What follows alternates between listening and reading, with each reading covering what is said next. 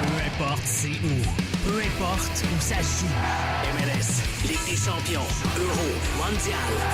On en parle tout le temps. Dit comme ça fait vraiment bien, mais en vérité, on parle surtout de l'Impact. Cannes Football Club, les pionniers du podcast soccer.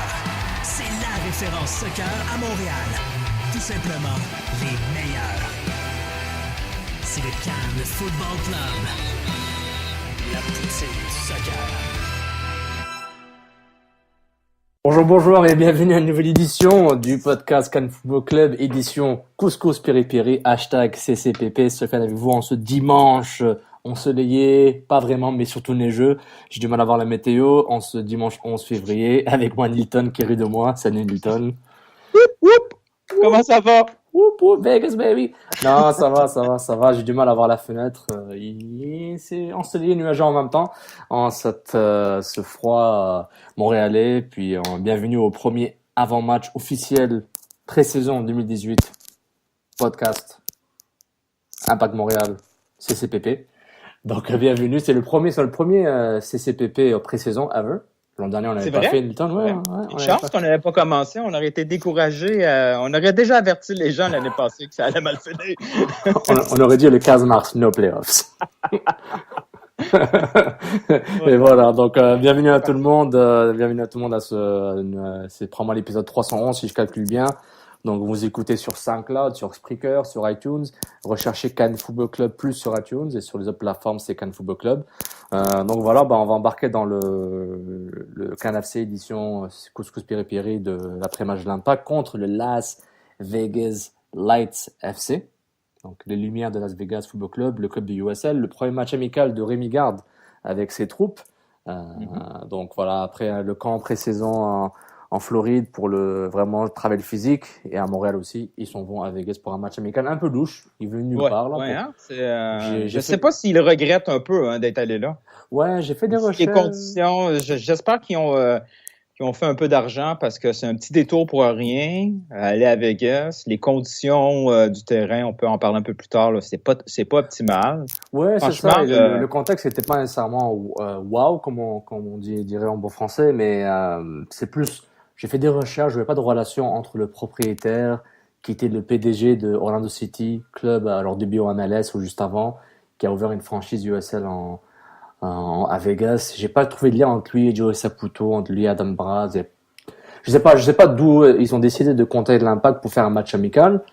Je présume l'Impact a eu les frais payés, peut-être un petit pécule pour jouer contre eux, mais voilà, j'ai pas trouvé le lien, donc si quelqu'un peut trouver qui est le vrai Kaiser Soze, vous êtes les bienvenus à me trouver ça. C'est compris, c'est une référence à un film culte. Donc voilà. Tu sais qu'on avait 5000 écoutes là on est arrivé à 5 écoutes en ce moment. C'est là où ça c'est là où les gens ont raccroché, ils pensaient que c'était un podcast culture. Donc voilà, une victoire 2-0 de l'Impact contre Las Vegas Lights FC. Je suis un peu rouillé comme l'Impact en cette pré-saison. Donc l'alignement partant. Evan Bush dans les buts, Michael Petrasso latéral droit, Victor Cabrera, Zachary Diallo aux défenses centrales, Daniel défenseur de l'année Lovitz à gauche, la paire de milieu défensif Ken Krolicki qui a été drafté au repêchage cette année par l'Impact, milieu de terrain, Safir Taider à ses côtés le numéro 8, Raheem Edwards à droite, Jason Vargas on pose de numéro 10 si on veut, milieu offensif, Nacho à gauche et le retour de Matteo Mancosu my bro, mon gars sûr, à la pointe de l'attaque. Les deux buts, un but marqué par Michael Salazar qui était rentré en deuxième mi-temps et l'autre but, un but contre son camp d'un des défenseurs de Las Vegas. On va pas faire semblant qu'on va connaître leur nom. Je pense pas que c'est important. Donc en termes du match, on avait une proposition aux fans, que vous allez nous entendre plus tard dans le podcast. On allait passer par les nouveaux joueurs qui ont participé au match, du moins ceux qu'on est capable d'évaluer en termes de temps de jeu et de ce qu'on a pu voir avec la caméra chancelante au terrain de baseball. C'est Cashman Field, c'est ça? Au terrain Cashman? Bonne question. C'est pas important. C'est un terrain de baseball. C'est vraiment pas important. Le seul bout important de Vegas, c'est clairement le gardien de Vegas. Ça sera jamais une option pour la MLS. Exactement. Il était vraiment rigolo. Carton rouge. En Mais d'après fait, moi, il y avait un couvre-feu là, parce qu'il est parti vite. Là.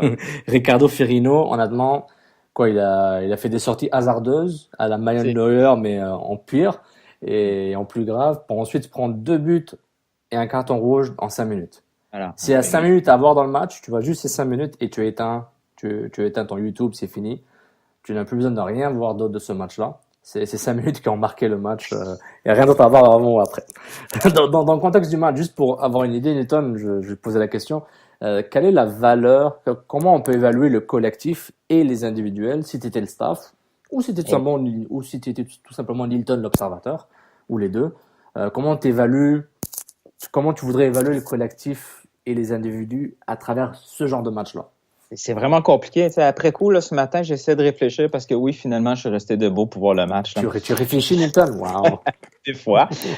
Puis ça me faisait penser à des rondes préliminaires de Coupe de France dans des terrains un peu boiteux. Là, Dangereux, ouais.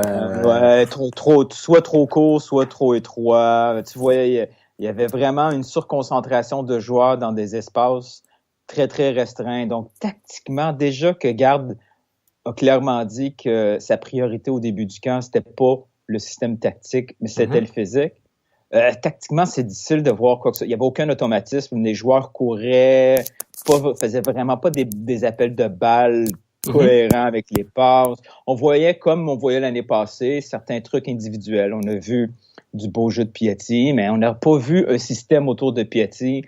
Vargas, on ne sait pas trop en regardant le match, ça va être quoi son rôle? Est-ce que c'est un deuxième attaquant? Est-ce que c'est un milieu offensif? Mais est-ce qu'en général, Nilton, tu penses juste, je regarde ça un peu général, juste un petit peu, est-ce que tu as l'impression que ce genre de match-là, que ce soit Chicago, Montréal, contre une autre équipe inconnue, surtout l'équipe du USL que personne ne connaissait, donc c'est pas comme si tu jouais contre Charlotte, contre Charleston, contre les Rhinos, qui n'existent plus en ce moment, ou tu jouais contre le Fire de Chicago, un match amical, ce qui va arriver pour l'Impact, là, ils vont jouer contre les équipes MLS à Tampa Bay dans pas longtemps. Mais est-ce que tu as l'impression que c'est vraiment un match, on va mettre les joueurs, j'ai les postes établis pour certains, d'autres je vais les utiliser un peu partout, puis je vais m'assurer qu'ils se reconnaissent sur un terrain contre un adversaire qui n'est pas eux-mêmes dans les matchs d'entraînement.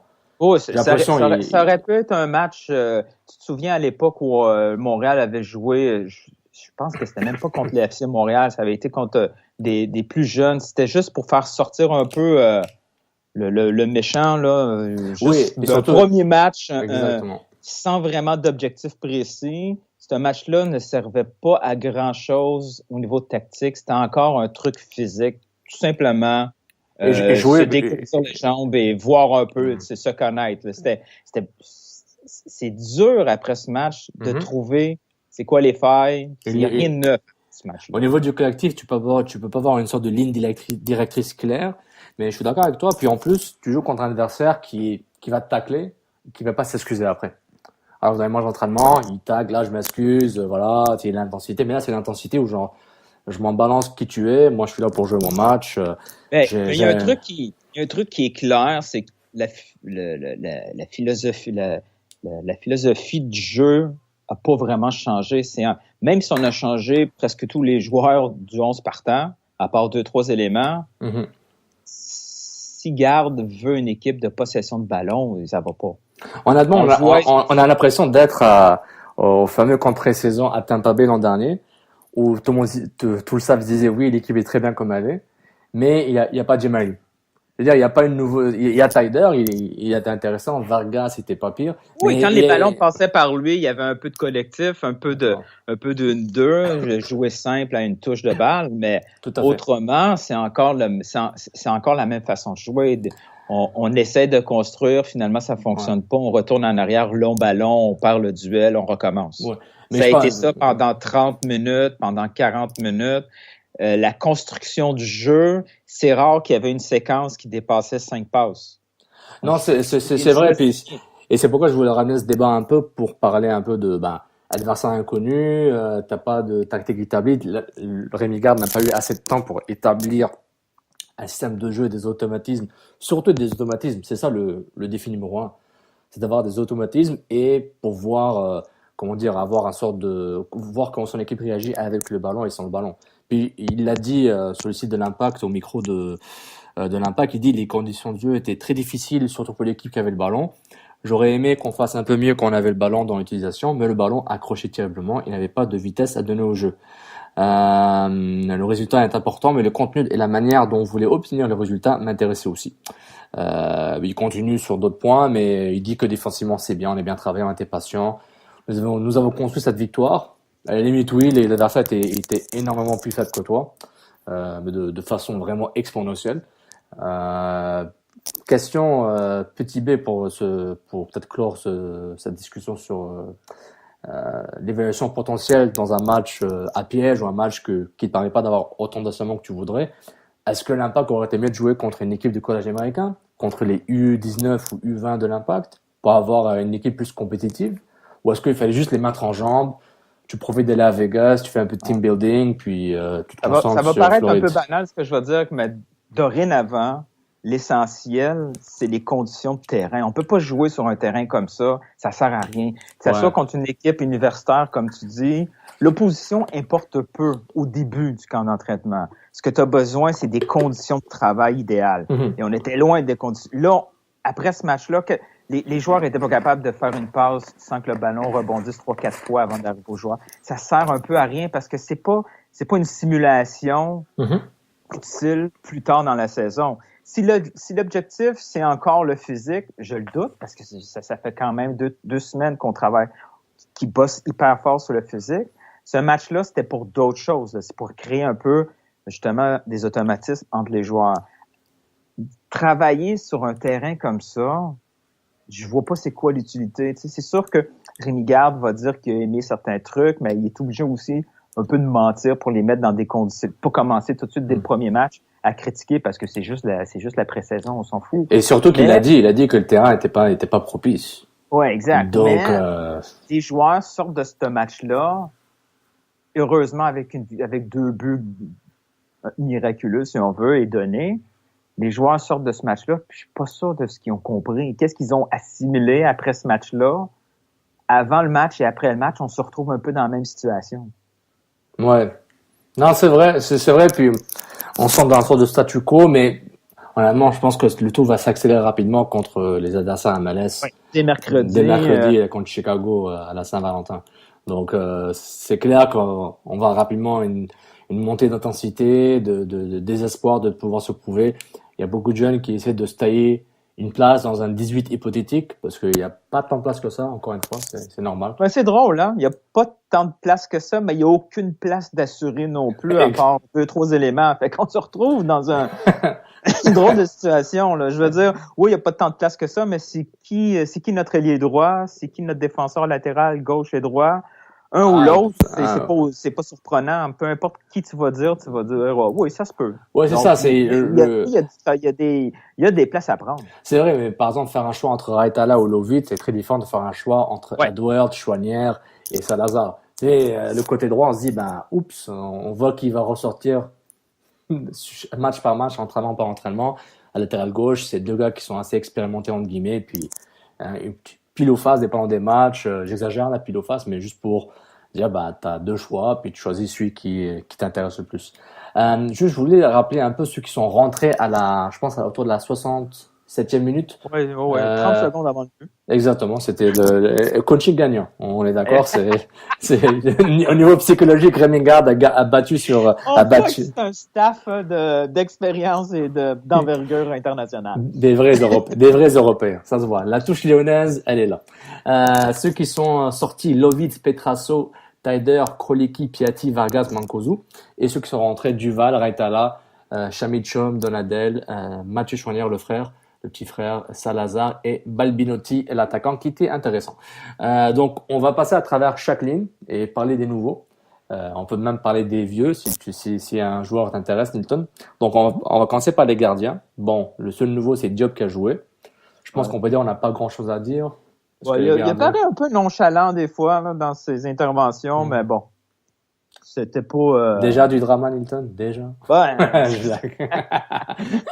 pour l'instant, la place de Bush Oui, moi, l'arrivée de Diop et Beaulieu n'allait pas mettre en doute la place de Bush dans le sens, Bush a sa place dans l'effectif de l'Impact. Mais ils n'ont pas eu de travail à faire. Ils n'ont pas eu d'arrêt à faire. Donc. Exactement. Puis Bush a une longue d'avance en termes d'expérience de jeu par rapport aux deux autres, puis on verra ce que ça va donner. Aux trois autres, tu as aussi Pantemis. Donc le gardien, c'est un débat qui viendra plus tard. Et je l'ai dit l'an dernier, c'est pas Bush qui a fait que l'Impact a raté les playoffs. Mais bon, on va pas refaire la saison 2017. Ou 2016, ou 2015. En tout cas, latéral droit, Michael Petrasso. À chaud, ton avis, Nilton? Ben, c'est à chaud. Les 45 premières minutes, il prouve pas qu'il est nettement meilleur que Duval. Est-ce que c'est de sa faute ou est-ce que c'est de la faute du gars devant lui? Mm-hmm. C'est compliqué. Mais là encore, tu sais, je sais pas si c'est l'angle qui fait en sorte que le terrain a l'air étroit ou pas. Oui, il avait l'air assez étroit, ouais. S'il est étroit, c'est compliqué là, pour un défenseur latéral d'avoir les espaces pour justement bien travailler.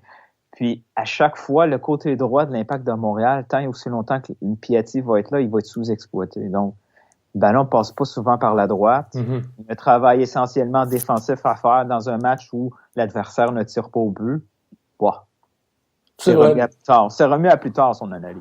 C'est vrai. Au moins, bon, on l'a vu courir, il aime se porter vers l'avant. On verra. Honnêtement, c'est un crapshoot entre lui et Duval. Mais il était pas mauvais. Donc, au moins, on sait que ça va être une vraie compétition entre les deux, que ça va être un choix. Mais moi, je le sais de ce que j'ai compris, ce qu'on m'a dit, Petrasso, il est considéré comme le numéro 1 à ce poste-là, en tant que titulaire latéral droit. Mais le staff se laisse une option d'avoir les deux ensemble. Parce que Petrasso a un instant offensif, c'est clair. Il a joué aussi ailier en Angleterre, que ce soit QPR, la réserve ou un peu. Mais je vous garantis que Duval, s'il reste à Montréal pendant toute la saison, il va aller chercher beaucoup de matchs comme titulaire.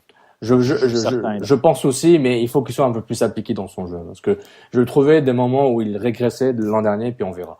Bon, le prochain nouveau, Zakaria Diallo.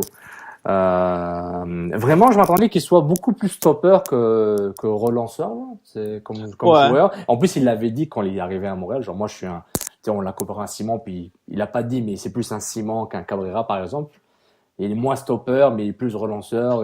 Mais il n'y a pas eu d'option, non. Il n'y a pas eu beaucoup de duels à gagner non plus pendant le match. Là. C'était assez simple, ses interventions. Il est resté debout tout le match parce que il n'avait pas besoin de se lancer non plus. Puis à mesure que les minutes avançaient en première demi, il y avait cette petite confiance-là pour faire des petites touches, puis relancer, puis avancer un peu le ballon. S'il avait mal paru dans un match comme ça, on aurait été vraiment dans le trouble. Exactement, mais on voit qu'il est relax avec le ballon, il aime relancer, il est grand, il saute, il est physique. Donc voilà, c'est un pro. Là. Le gars a 31 ans, il a l'expérience de Ligue 2. Donc voilà, bienvenue à Montréal, puis on a hâte de te voir. Il a fait aucune erreur, puis il n'y a pas eu de situation où il aurait pu faire des erreurs de toute façon. Parfait. Le prochain côté gauche, il avait Lovitz, mais ensuite c'était Raitala qui est rentré. J'ai pas trouvé Raitala honnêtement. Moi non, c'est ce que j'allais dire là. J'ai pas de commentaire à donner. Ouais, c'est assez fantôme, puis je l'ai pas remarqué honnêtement. C'est pas passé grand chose. Moi, Cabrera, juste pour revenir, il y a encore eu des moments où des interventions qui auraient pu coûter cher si ça avait été une équipe d'MLS en face. Des fois, c'est beau, des fois, c'est même wow, mais quand il rate une intervention wow, c'est vrai. Est-ce que c'est acceptable pour la MLS? Moi, je dis oui pour le moment. Pour le moment, on n'a pas le choix, oui. Ouais. C'est oui parce qu'on n'a pas le choix. Mais bon, espérons qu'il va apprendre encore un peu plus pendant les entraînements. Juste pour noter, puis tu avais aussi répondu à monsieur Dubé-Simon-Pierre, @Dubé-Simon-P, les absents dans ce match-là qui n'étaient pas du tout sur le banc, c'était Beaulieu le gardien, Samuel Piette, Louis Belanguette et Jackson Hamel. C'était les seuls joueurs qui n'étaient pas disponibles sur le banc. Donc ils ont pas fait partie du. Et c'est pas clair non plus exactement pourquoi ils sont blessés, pourquoi ils étaient absents. Là. C'est une blessure, mais on n'en sait pas bien. On sait que Jackson Hamel il s'entraînait à part juste avant le match ou durant à Vegas et même en Floride à un moment. Je pense que c'était Nick Martino ou le Duc, Patrick le Duc. J'oublie peut-être les deux l'ont dit. Beaulieu, je sais pas. Piet était aussi un peu blessé, mais peut-être il s'est reblessé. Exactement. Puis Belanguette, je sais pas. Il a une tendance à se blesser aussi, lui Belanguette, mais je sais pas ce qui est arrivé pour lui. Le prochain poste, on avait Ken Krolicki, milieu de terrain, numéro 89. Moi, je sais qu'on avait justement Nicolas Martineau avait vanté pas mal le travail de Krolicki dans la première dans le premier voyage. On parlait beaucoup en bien là qui était Il y avait un gros volume là, physique, intervention. Quand est-ce qu'il a touché le ballon?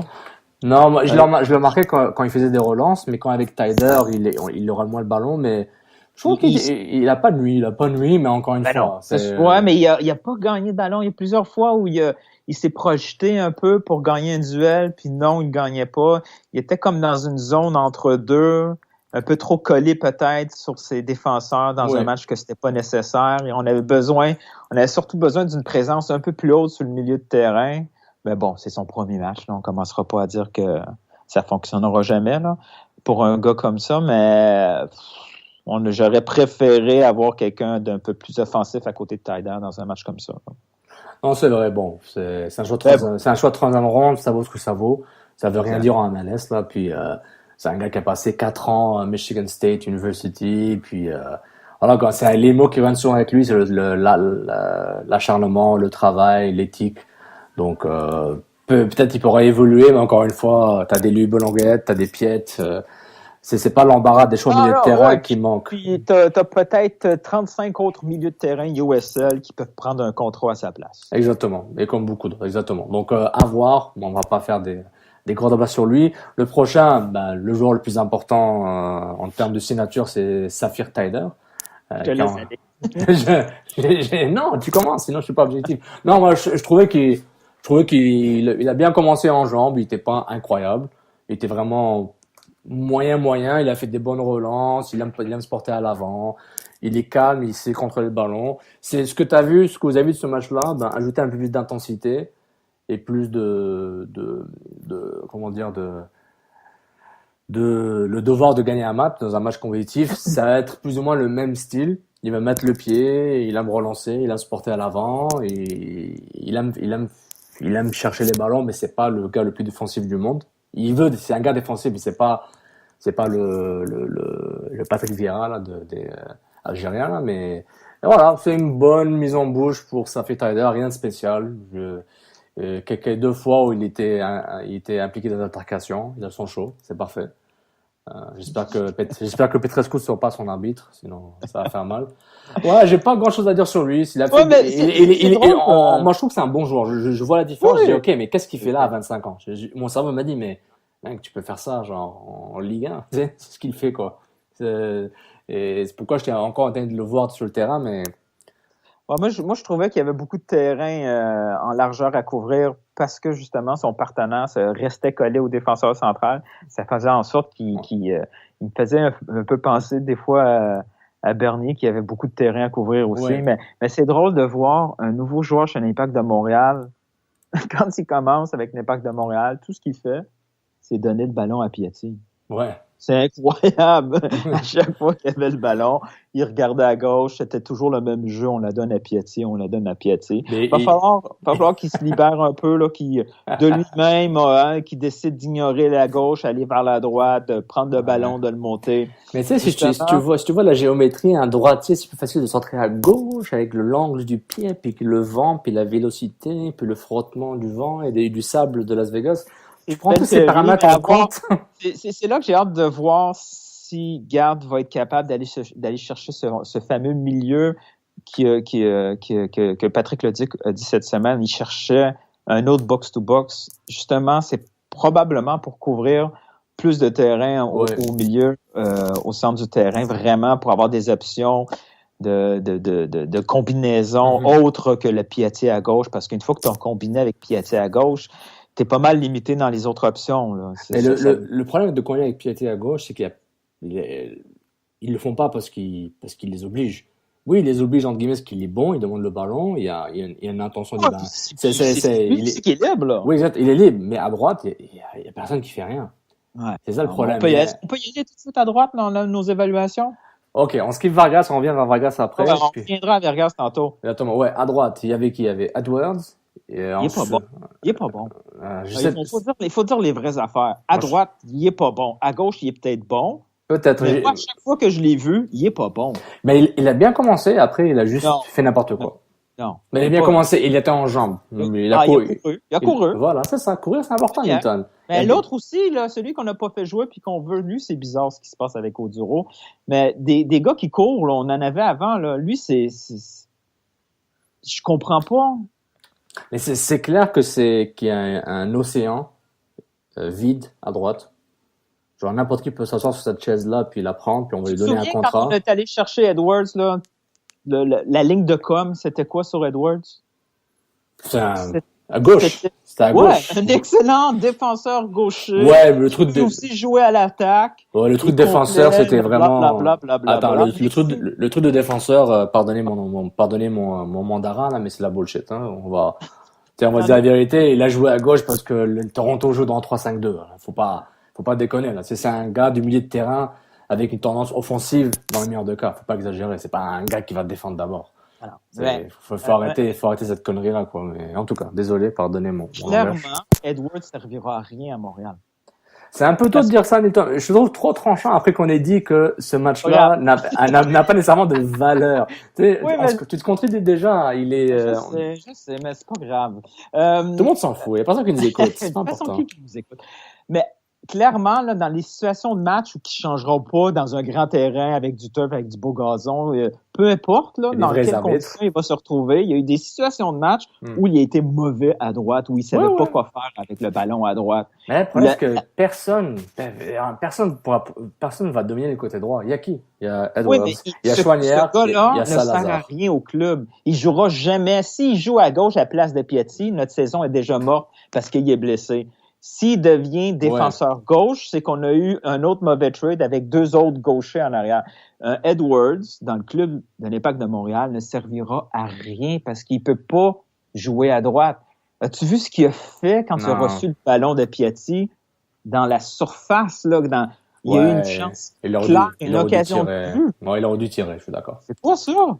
Non, c'est vrai, mais je te trouve un peu catégorique, mais en même temps, t'as bien prédit nos playoffs en mai, donc je suis un peu indulgent avec toi, je veux pas nécessairement... Ouais, mais je vais me tromper un jour. Toujours, en fait, tu trompes toujours. Je me trompe. N'oublie jamais. Mais c'est pas banal. C'est pas banal qu'il soit sorti. C'est le seul qui soit sorti à la mi-temps, donc aussi là. Ah, ils l'ont sorti à la mi-temps, c'est vrai. Ah ouais, c'est vrai. Il était pas sorti avec le. Non, il est sorti avec tout le monde, non, dans le groupe. Non, c'est le seul avec Bush qui est sorti. Ah oui, c'est vrai. Oui, et Choinière était rentré à sa place à la mi-temps. Dès qu'il est rentré, Choinière, il est un peu nerveux avec le ballon. Très souvent nerveux. Puis c'est un ailier qui aime couper dans l'axe.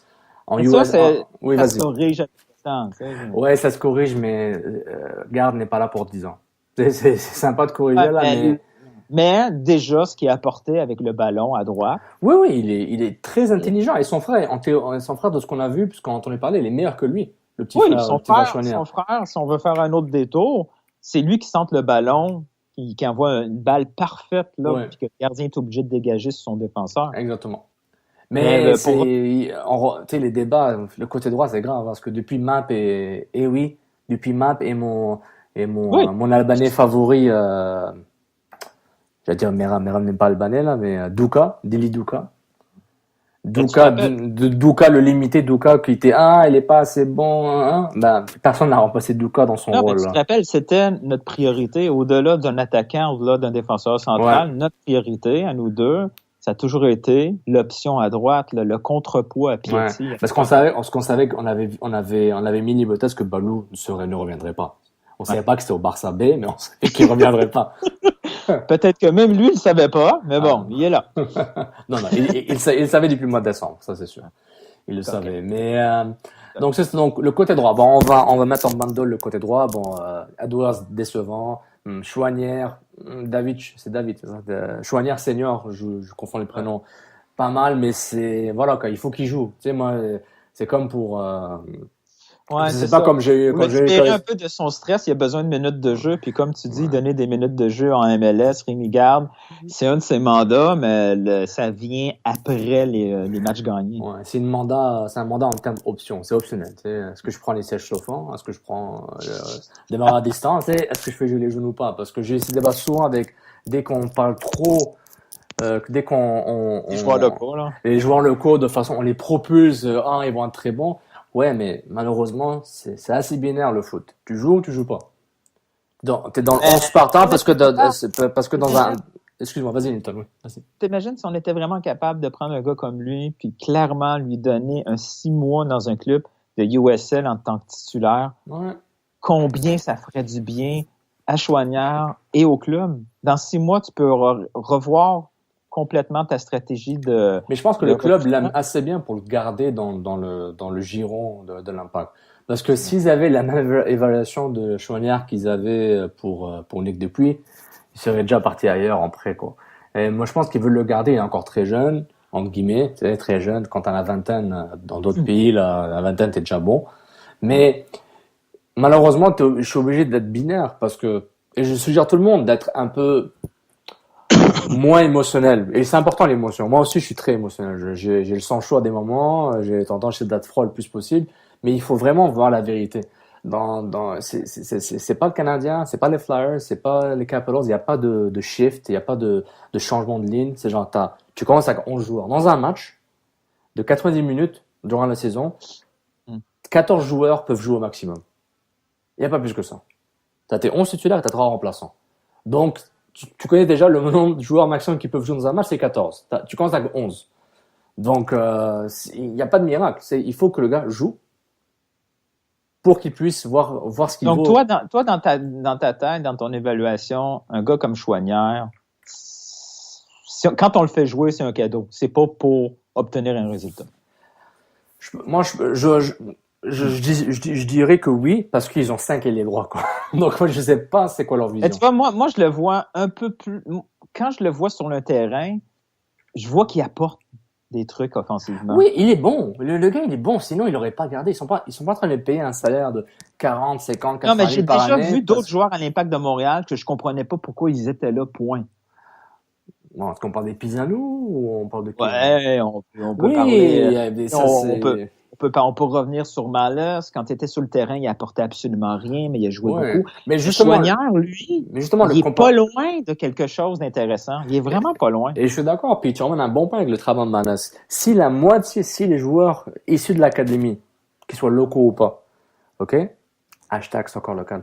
S'ils avaient la moitié, même 20% du traitement que Malas a eu durant une période de 3-4 ans, je te garantis que ces gars-là, ces joueurs-là vont s'améliorer de façon exponentielle. Oui, mais des fois, le club n'a pas le choix. Regarde Jackson Hamel. Jackson Hamel, à pareille date l'année passée, il était probablement plus dans le trouble que Chouanière l'est aujourd'hui.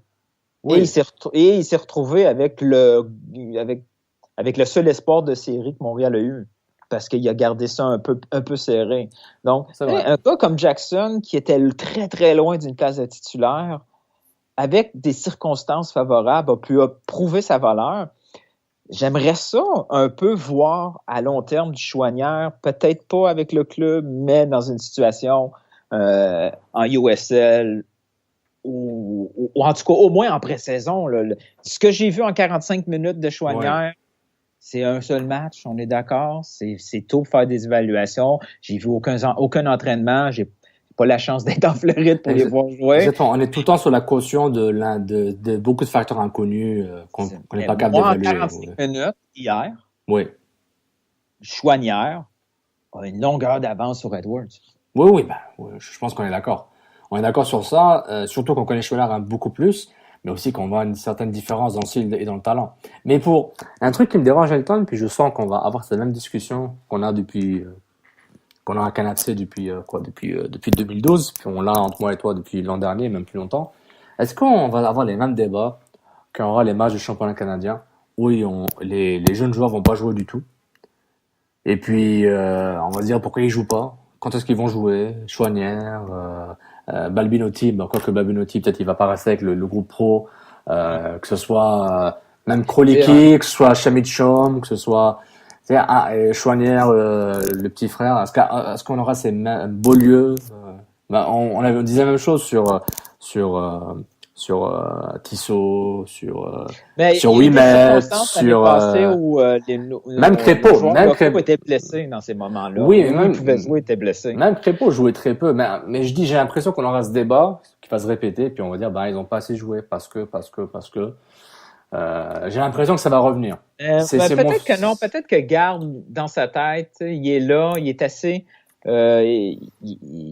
sûr de son poste pour quelques années encore. Donc, il va avoir cette liberté-là de transformer complètement son 11 puis donner des minutes à des gars qui ne jouent jamais, là. À moins que le propriétaire Saputo lui dise il nous faut absolument la coupe du championnat canadien. Là, dans ce moment-là, oui, là, il faut sacrifier. Ouais. Mais en contrepartie, il va sacrifier le match de la fin de semaine avec des jeunes. Là. Il pourra pas faire jouer Mancuso 3 matchs en 10 jours. Là. C'est sûr que non. Non, c'est sûr que non, mais on peut dire que Rémi se garde un joker dans son jeu. Ouais, j'ai fait exprès. Donc, bon, on a détruit le côté droit, donc ça va nous aider pour la discussion du mercato juste après. À l'attaque, Mancuso, Babinotti. Bon, Babinotti, je trouvais qu'il a fait 2-3 moves intéressants, quelques dribbles. Il est bon, on sait qu'il est bon du côté de l'académie. Il a un bel instinct, il manque un peu juste de rapidité dans ses prises de tir, go. Là. Quand une fois que tu as fait le dribble, attends pas, prends pas une photo avant de tirer, go tire. C'est ça, l'enchaînement, contrôle, tir, puis on voit le talent, on voit pourquoi on parle de lui de l'académie depuis quelques années, il est vraiment, he's got game comme on dit, mais on verra ce que ça va donner. Je vais parler de Vargas via Mancuso. Ça va être intéressant. Mancuso, il a fait du Mancuso. C'était moins pire que l'an dernier. Bon, il rate une chance. Il s'est dribbler le gardien Foufou, qui est pas capable de marquer un but. Bon, Mancuso, honnêtement, le débat m'intéresse plus. Genre, s'il reste, il reste. S'il reste pas, il reste pas. S'il reste, ben, voilà, quoi. Si le staff, géré par Rimga n'est pas capable d'aider Mancuso, et le collectif ne va pas l'aider, c'est qu'il n'y a plus d'espoir. Et c'est vraiment pas de sa faute, en plus. Je vais te poser une question piège. Peut-être que tu n'as pas la réponse, mais j'ai pas compris. J'ai tout le temps la réponse, Milton. Comment tu as dit ça? J'ai tout le temps la réponse. Okay. Rémi Garde disait qu'il recherchait un troisième attaquant avec un profil différent de Jackson Hamel et de Mancuso. C'est quoi le profil de Mancuso? Tu te ramènes un très bon point. Je voulais en parler de ça. Regarde, Mancuso, il a fait dans ce match quelque chose qu'il faisait très peu durant la saison, c'est gagner des ballons de la tête et jouer un rôle de pivot un peu. Donc on voyait qu'il était un peu motivé. On est d'accord? Il lui manquait de la motivation, c'est tout? Je sais pas ce qu'il faisait dans l'année, mais tu voyais la différence. Oui, il jouait pas contre des gars à MLS, mais on voyait qu'il gagnait des ballons de la tête, il voulait vraiment s'impliquer comme pivot. Il avait une instruction de lui dire, faut que tu gagnes le ballon, etc. C'est vrai qu'il gagnait des duels, il gardait le ballon. Donc, même dans les courses, il avait l'air un peu plus vif. Plus chauve, exactement. C'est parfait. Donc moi, l'an dernier, c'était un problème physique, c'est réglé. Donc son profil, c'est pivot? Regarde, comment la plupart des clubs jouent, les numéros 9 ils se ressemblent plus ou moins, quoi. T'as juste besoin d'un gars qui est capable de courir rapidement, jouer leur jeu intelligemment. S'il dribble comme un pro, tant mieux, mais il faut qu'il définisse. Un attaquant en retrait un peu, qui gagne, qui garde le ballon pour que pour que le bloc équipe monte un peu. Ouais, mais moi, je pense que ce que Rémi est en train de dire, je veux un meilleur attaquant que Mancuso et Jackson Hamel. C'est ce qu'il dit. Ils n'ont pas en train de dire, je veux un profil différent. Il veut un vrai avançant. Voilà, je pense qu'il dit ça. J'ai pas l'impression qu'il dit, je veux un profil différent, parce que Jackson Hamel a joué de façon différente avec l'Impact durant le peu de temps qu'il a joué. Il a pu jouer comme un gars qui reçoit le ballon et qui construit un peu le jeu, et qui essaie de construire un peu. J'ai trouvé vraiment intéressant ce point-là, mais je me suis vraiment demandé c'est quoi qu'il cherchait comme attaquant. Honnêtement, il cherche un bon attaquant. Il cherche un buteur. Oui, il cherche un gars qui a marqué des buts. Ola Camara, c'est quoi son nom en français, c'est quoi son nom en espagnol? Trouve le Ola Camara qui va être bon. J'utilise une référence à Manas pour ne pas parler de Cavani ou de Zlatan, ou Lukaku. J'essaie de vraiment, pour que le monde me suive un peu, je veux pas choquer du monde. Mais, moi, je cherche un buteur. Voilà, j'interprète ça, je cherche un gars qui marque des buts. Une fois qu'il y a un buteur, Jackson Hamel et Mancuso, ils peuvent pas rester les deux à aller dans ce club-là. Non, ouais, je suis d'accord. Surtout qu'il y a un gars comme Piatti qui joue à gauche, qui a marqué minimum 15, entre 15 et 20 buts si ça se passe bien. Donc, ouais, et c'est clair qu'il y a un gars de trop, mais tu sais, Jackson Hamel, il va probablement se reblesser cette année. Je touche du bois, mais on sait jamais. Mancuso pourrait quitter durant l'été. On ne sait pas ce qui peut arriver. Des contrats peuvent être rachetés, des prêts peuvent être faits. Mais c'est clair, mais moi j'interprète l'envie de chercher un attaquant, je cherche d'autres profils, j'interprète ça j'interprète ça tout simplement j'aimerais avoir Divayo de retour. J'aimerais avoir un bon attaquant qui marque des buts. Un gars qui est capable de jouer, j'ai vu les highlights avec Drogba, c'était sympa avec Divayo. J'aimerais avoir un peu de ce buzz un peu, hein. Pas nécessairement le type de joueur, je peux pas tout permettre. n'est pas tout Il n'est seul. pas tout seul. Donc, mais il faut le voir comme ça. Il cherche un gars qui est meilleur. C'est tout. Puis, je pense pas. Je sais pas s'il a eu le temps d'évaluer Jackson Hamel en termes de talent, mais il faut lui donner un peu de temps, quoi. Il faut pas nécessairement tout garrocher par la fenêtre puis dire que bon, on refait à zéro. Mais je me répète pour la troisième fois, il cherche un attaquant numéro un. That's it. Il cherche un top attaquant. Faut trouver ça vite, hein, parce que les matchs qu'on perd 1 point, qu'on perd 3 points parce qu'on n'a pas de buteur, parce que Nilton. Dès le début de la saison, ils reviennent pas après. Alors, c'est beau de se dire on va attendre la période de transfert de l'été. Une période de transfert de l'été, c'est rendu juin, juillet. C'est loin. Mais Nilton, les matchs en main. Faut donner un peu de temps aux matchs en main. Là, tu donnes du carburant à nos haters. Là, les matchs en main, oh là là, les matchs en main. Mais non, c'est vrai, mais on peut arrêter le podcast maintenant. Non, mais c'est vrai qu'il y a beaucoup d'incertitudes, mais avant de passer aux incertitudes des positions, puis on en a déjà parlé en partie, on va revenir sur notre ami Vargas, que j'ai très peu vu durant le match, parce que l'angle de la caméra ne me permettait pas de tout voir, puis j'ai l'impression qu'il n'a pas touché beaucoup de ballons, mais la passe qu'il a faite à Mancuso, j'ai pas réussi cette passe-là, parce qu'il a finalement décroché un peu de son poste d'attaquant en soutien, de milieu offensif. J'ai pas trop compris son rôle. Hein. Il a laissé un gros trou derrière lui, et quand il est venu chercher le ballon pour créer du jeu, il était un peu à gauche parce que naturellement, il est plus un ailier gauche que d'autres choses. Puis il s'est retrouvé un peu à la position de Piatti. Puis il a coupé, puis c'était parfait, là. Puis il a vu l'appel de Mancuso. Le plus tard, il l'aurait mis, hein. L'autre attaquant avec le profil différent, il l'aurait mis, oui. Ben, du moins, il aurait essayé de tirer direct au lieu de dribbler le gardien. Je crois que le gardien était assez agressif comme Mancuso. Tu veux dire qu'il aurait pris le bon angle au lieu de s'enlever de l'angle. Je dis pas ça pour protéger Mancuso, mais le gardien était très agressif, d'un. Mais en tout cas, c'est Mancuso, c'est pas Di Vaio. Mais pour revenir sur Vargas, je vais essayer de revoir le match. Je vais le regretter là, mais je vais voir peut-être 10 minutes du match en accéléré pour essayer de voir où est-ce qu'il se positionne. Mais très haut. Il était vraiment très haut. Voilà, il était très haut, mais j'ai l'impression que peut-être l'instruction était de vraiment qu'il joue comme un numéro 10 hybride là, puis un peu comme Taider. Taider, il recule, il avance, vertical, horizontal. Et Vargas faisait la même chose, mais une coche plus haute.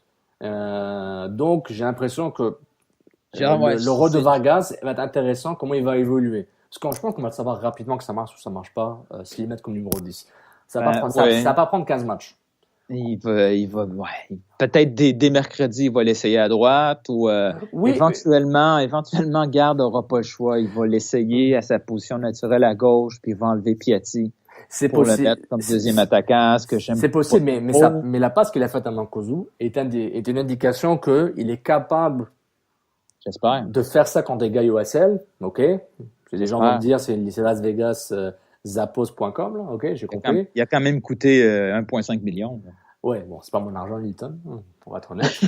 Je sais, mais. C'est pas l'argent du contribuable. Mais c'est pour dire, il peut répliquer cette vision-là d'une façon semi-permanente, ça pourrait être intéressant. Ouais, mais il faut qu'il y ait un peu plus, là. Une passe dans un match, c'est insuffisant. Et on a fait la même erreur, je dis pas on, mais c'est pas moi étant, mais le on en général, on a fait la même erreur avec un certain Harry Shipp en pré-saison. Ouais. Il a mis un sort de numéro 10. Il est intéressant. C'est un excellent point, hein. Contre Vancouver. Contre Vancouver, il était excellent le premier match de la saison. Ouais, il était bon à gauche, Shipp, hein, mais il y avait déjà quelqu'un, là. Dommage. C'est la faute à Nacho. mais tu vois, c'est un défi intéressant de voir. On a 10 joueurs qui peuvent jouer à gauche, avec Edwards, puis... 3, si on met Vargas et Nacho. Ouais, c'est vrai. Hein? Chouanière, est-ce qu'il peut jouer à gauche, Chouanière? Puis il coupe, parce qu'il a joué à gauche aussi en USL avec l'FC Montréal. C'est toi qui le sais. Mais il permutait avec lui et Balou. Ça permutait des deux côtés. Ça dépendait s'il y avait Régie ou pas, ou s'il y avait Mastakacher. De ce qu'on a vu de Vargas, c'est que ça sera pas lui encore l'option des coups francs. Oi. C'était rough, mais encore une fois, Nilton, c'est le premier match contre l'équipe USL, inconnu sur un Ah, non, terrain un coup franc, bizarre. là, tu peux être au premier match là, ou au dernier match, il n'y a aucune différence. Tu sais faire un coup franc ou tu le sais pas. T'es tellement catégorique. Non, Mon mais Dieu. franchement, le coup franc, le premier match, on s'en fout. Là. Je veux dire, si tu es capable de faire un coup franc, tu le fais à n'importe quel moment de l'année. Là. Ok.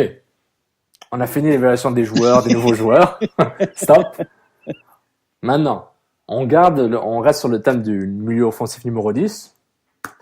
Est-ce que l'Impact serait intéressé, de 1, et doit essayer d'aller chercher l'Inuen de New England? C'est sûr que oui. C'est sûr C'est que oui. oui, oui, pour les deux c'est- questions. Ouais. C'est oui, le Montréal doit essayer. Ouais. Oui, Montréal a besoin. Ce serait une solution parfaite au problème de l'Impact, une solution en plus locale, parce que là, c'est bien beau vouloir 3 nouveaux gars, on peut pas avoir 3 internationaux.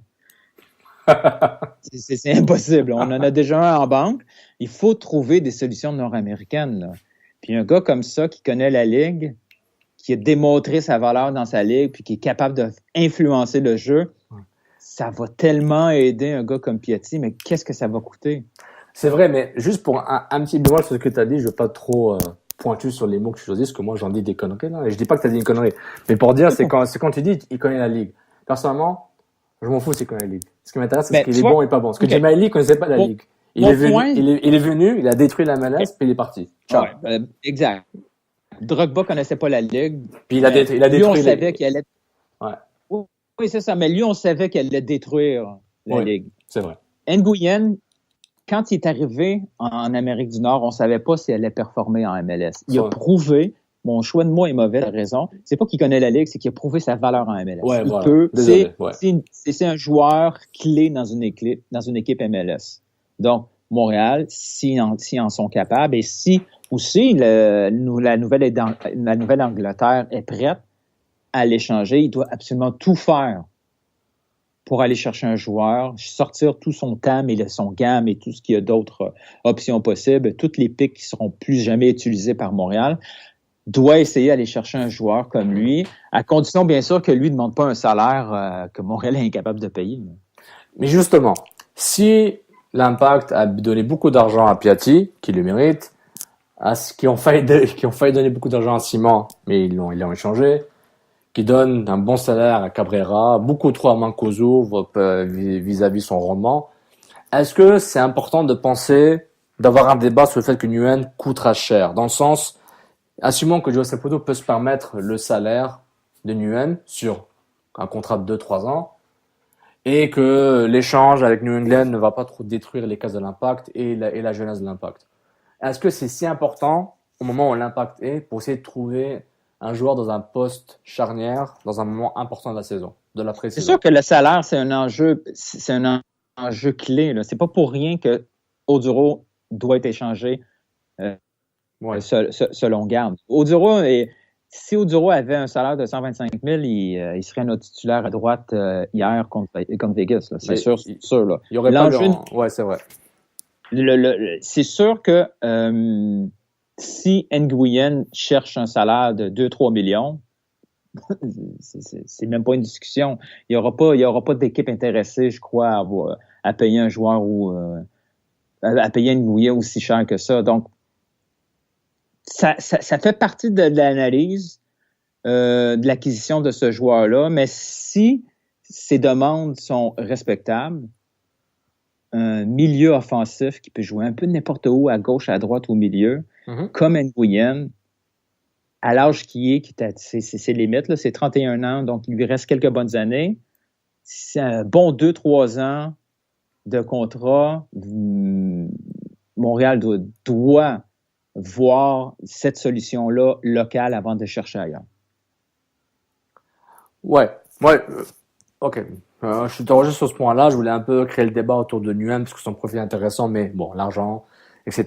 Puis peut-être trouver... Parce que quand tu vois Justin Meram partir, tu te dis, putain, ça aurait été bien intéressant de l'avoir. Donc, les options disparaissent de plus en plus pour l'Impact, mais peut-être il y a un autre joueur qui va venir de l'extérieur, peut-être un échange à MLS qui arrive, on verra. Mais ça nous ramène à ce que Rémi Garde a dit à Patrick Leduc qui a rejoint le club à Las Vegas.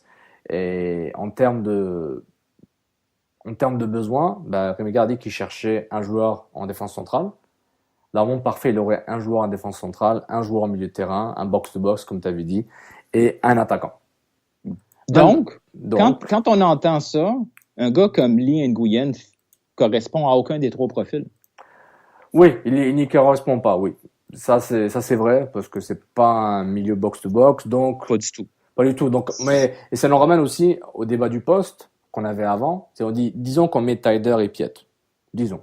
Il y a encore tant que je vois pas Piet jouer 2 matchs titulaires back-to-back en pré-saison ou un MLS, je ne connais pas encore son statut avec Gard, donc j'attends la confirmation qu'il joue vraiment. Assumons que ces 2 gars-là jouent l'un à côté de l'autre, il manque le fameux troisième dont on a eu un débat dessus, je pense que c'était il y a 2 semaines, au dernier podcast. Mm-hmm. Donc, clairement un joueur plus offensif que Piet et Taider, potentiellement. Et Gard confirme qu'il cherche un profil d'un 8. Donc, dans un monde parfait, Djamali reste, Taider arrive aussi, puis l'impact est set for life. Donc, on se dit, il n'y a pas de débat. Donc, ça a un problème, parce que le côté droit est un problème, mais le seul problème, c'est qui le troisième milieu de terrain? À moins que c'est un milieu à 3 plats avec Taider qui monte un peu plus, puis tu as Piet à côté d'une combinaison Donadel, Louis Bolangoyette, Kroliki, et tu mets whoever else qui d'autre comme joueur milieu de terrain. Donc ça c'est un problème en termes d'essayer d'établir un fond de jeu, parce que tu passes de perdre Bernier, que même si t'es pas top vers sa dernière année, mais il était quand même intéressant, à enlever l'option Bernier, tu enlèves l'option Djemaili, tu remplaces ça par Taider qui peut pas remplacer les 2 joueurs en même temps. Et t'as aucun joueur potentiel pour pouvoir remplacer ce trou-là, sauf si tu considères, sauf si ton test Vergas comme milieu offensif axial entre guillemets hybride marche. Donc si ton hypothèse marche dans la pratique, c'est bon, il y a plus de débat. Mais il se passe quoi s'il se blesse? Il se passe quoi s'ils doivent jouer un autre style de jeu? Il se passe quoi? Ça devient compliqué là. Et c'est pourquoi Gard doit construire un collectif intéressant, parce que lui il peut pas se permettre de dépendre de juste 2 joueurs. C'est même le Barça, mais s'ils se blessent, ils vont pas gagner avec des champions. Mais ils ont un certain jeu ils peuvent compétitionner contre le reste de la planète. Ils vont pas tout gagner, mais c'est différent. Donc c'est pourquoi cette problématique. C'est pourquoi j'espère qu'ils vont donner beaucoup de temps à Gard pour construire une équipe. J'espère qu'on peut juste lui donner 12 mois puis le réévaluer à chaque fois, parce que sinon ça va pas marcher. Mais tu vois, hier, son alignement de départ, son schéma tactique, c'était clairement un 4-4-1-1. Ouais.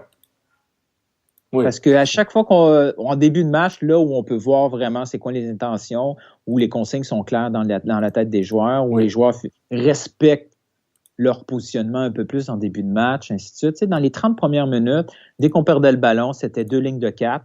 Et Piatti jouait très bas. Piatti a gagné des ballons là, dans sa zone, dans des zones où il n'a pas l'habitude de gagner des ballons. On voit ici que le milieu de terrain, c'était 2-8, un à côté de l'autre. Ouais.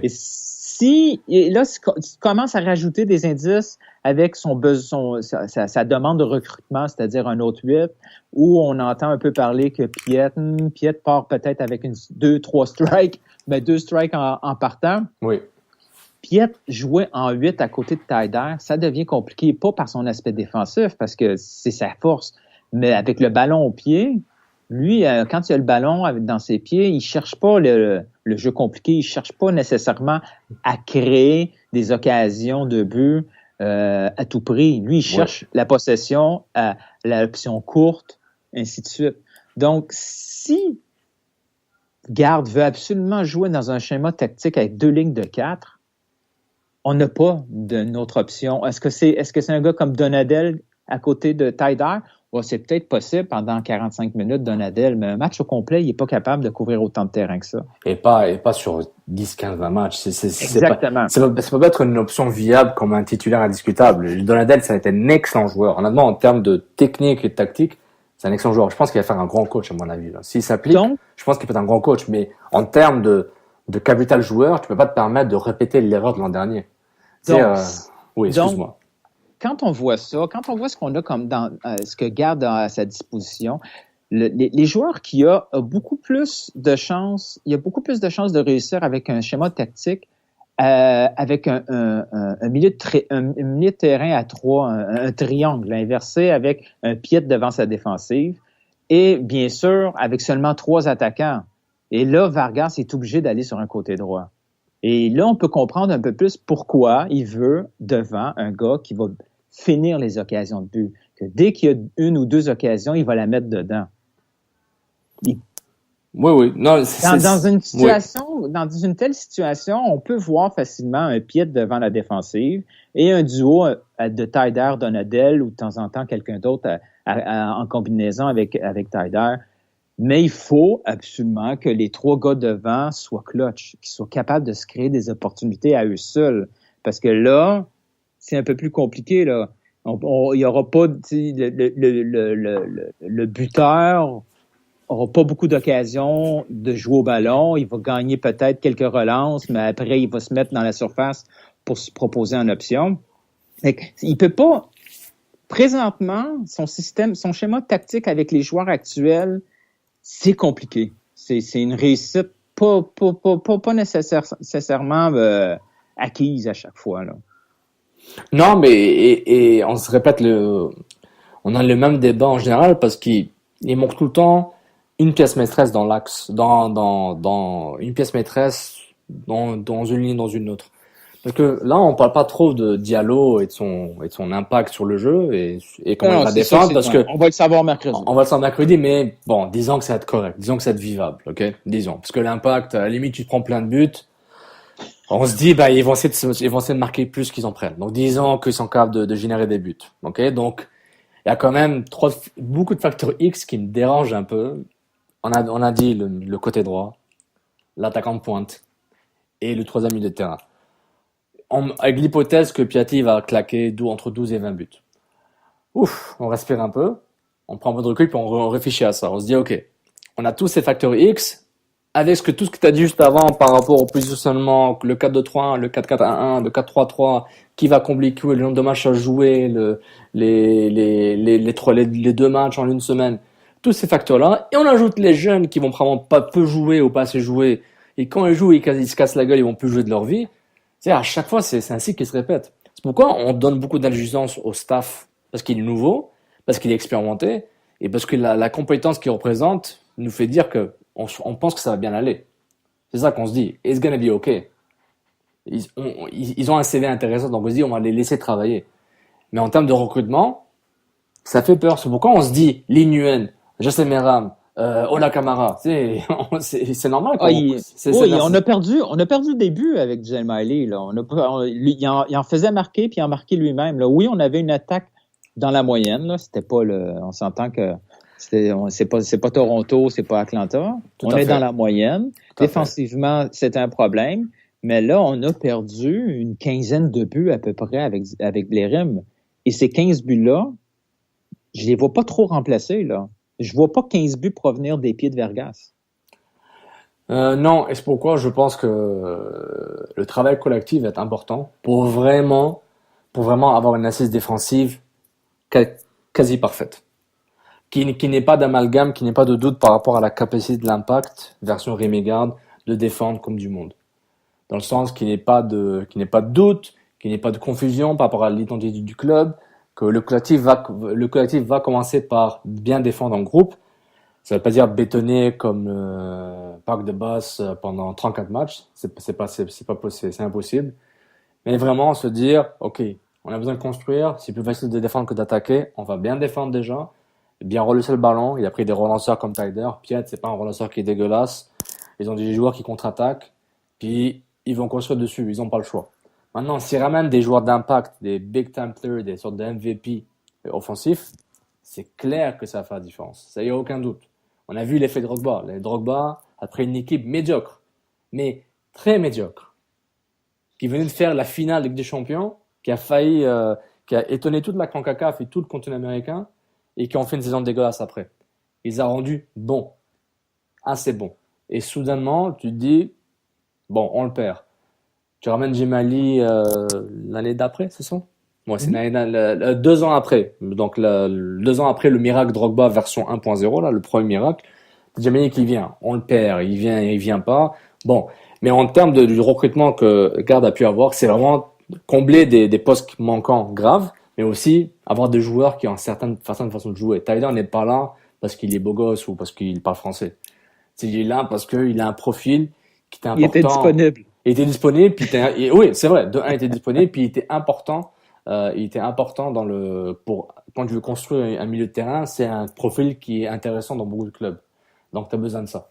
C'est pas Michael Bradley, ok. C'est peut-être, en fait, c'est très similaire à Michael Bradley dans son style, mais Michael Bradley aime se porter vers l'avant, mais Michael Bradley, c'est aussi une sentinelle quasiment. Donc, tout ce travail-là que je viens de dire, c'est pour répéter ce qu'on dit depuis un bout. Il y a des postes à combler. Il y a une façon de jouer qu'on attend de voir, qui va être importante. Et puis vraiment, voilà, on veut pas être trop alarmiste, mais on a hâte de voir ce qui va arriver. Puis il faut arrêter la pensée magique et dire que les jeunes vont tout régler. Si les jeunes sont bons, ils vont jouer, t'inquiète. C'est genre, surtout si le staff de Rémi Garde voit un jeune qui est bon et qui peut les aider, ils vont l'intégrer. Ça, moi, j'ai aucun doute par rapport à ça. Donc, juste le temps nous donnera tort ou donnera raison, mais restons un peu binaire le plus possible pour essayer ensuite de rentrer dans l'émotion quand les choses vont bien se passer. Et tu vois, moi, je commence à être un petit peu inquiet parce que... Oh my God! Non, mais attends, je parle pas de résultats, là. Oublie le match d'hier. Non, on s'en fout du match. Moi, je suis un peu inquiet parce que, sincèrement, rendu le 11 février, je pensais qu'on allait avoir davantage d'éléments. Moi aussi. Tu sais, le défenseur central, j'étais pas mal convaincu que ça serait réglé au début du camp.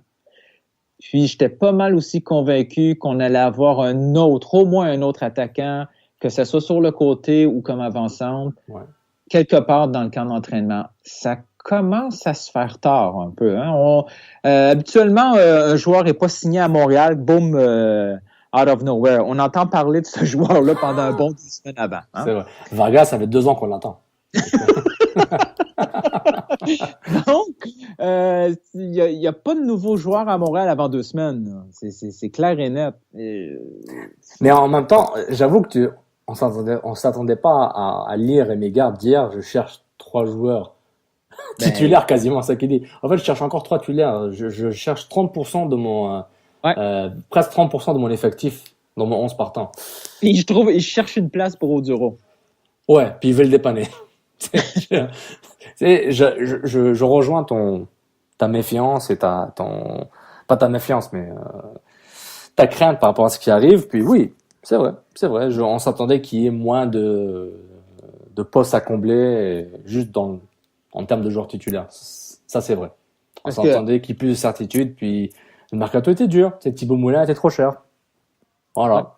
Ouais. C'est peut-être le but de l'impact, c'est peut-être d'avoir Thibaut Moulin et Safi Strider. On ne le saura jamais. Mais il se peut que ça aurait été les deux. On se dit, oh, mais le terrain est pas mal. T'as Piatti qui peut être un faux attaquant, il va marquer ses buts. Mancuso va le motiver. Jackson Hamel, il va jouer. On va se débrouiller. Mais là, c'est un peu serré, quoi. Et encore, le côté droit me fait vraiment peur, là. Vraiment, là, ouf. Je t'ai découragé avec Edwards, hein? Oui. Et c'est pourquoi je reviens à ma théorie à mon hypothèse de Petrasso, Duval qui vont jouer plus souvent ensemble que. C'est une compétition, mais je pense qu'il va voir rapidement qu'il a besoin d'avoir les deux, sinon.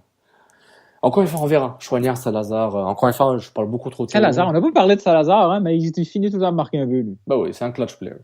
Il est clutch. Il est clutch. Non, mais encore une fois, c'est un match USL contre Las Vegas. Ça ne nous a pas empêché de un peu parler du big picture de l'impact. Voilà. Est-ce qu'il y avait une question qui... il y avait une question de quelqu'un qui était intéressante. On a Dr Gabfest _Gab. Plus sérieusement, Diallo va-t-il nous faire oublier Simon? Piet, on le place où? En cas de 3 avec Tyler? Bon, on a déjà répondu à la question de Dr Gab, donc c'est parfait. Merci d'avoir posé la question. Donc, on a répondu à toutes les questions de nos fans, je pense. Je pense que oui. Je pense que oui. Et puis, je pense qu'on peut conclure sur ça, je pense. À moins que tu veux ajouter autre chose, Hilton? Un autre rant, une analyse pointue? Non, still playoffs. On a encore des chances. En ce moment, l'Impact est encore dans les playoffs. Ouais. OK. On finit chaque émission, on fait nos prédictions. On est encore dedans. C'est ça qui compte.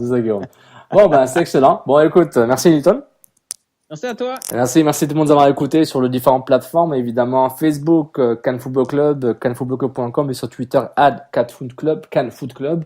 Donc voilà, suivez-nous sur nos réseaux sociaux et les sites web pour avoir tout le contenu écrit, podcast et réseaux sociaux. Donc, je vous remercie encore une fois pour une nouvelle édition du CanFC, édition Couscous Piri Piri. Puis à la prochaine. Ciao tout le monde. Ciao, ciao, ciao.